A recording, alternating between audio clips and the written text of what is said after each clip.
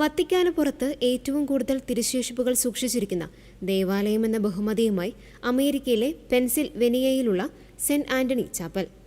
Troy Hill എന്ന സ്ഥലത്ത് സ്ഥിതി ചെയ്യുന്ന ഈ ചെറിയ ചാപ്പലിൽ 5000-ലധികം തിരുശേഷിപ്പുകളാണ് സൂക്ഷിച്ചിരിക്കുന്നത്.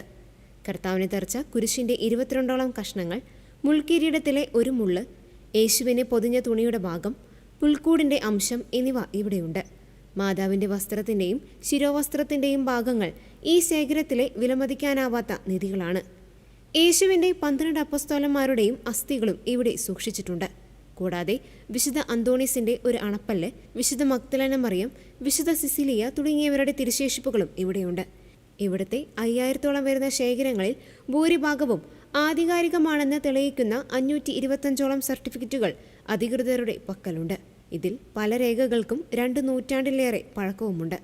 19-ാം നൂറ്റാണ്ടിൽ യൂറോപ്പിലുണ്ടായ രാഷ്ട്രീയ വിപ്ലവങ്ങളിൽ നിന്നും യുദ്ധങ്ങളിൽ നിന്നും തിരുശേഷിപ്പുകളെ സംരക്ഷിക്കാനായി ഫാദർ സൂഡ്ബർട്ട് മോളിഞ്ചർ നടത്തിയ അസാധാരണമായ ശ്രമമാണ് ഈ ശേഖരത്തിന് പിന്നിൽ.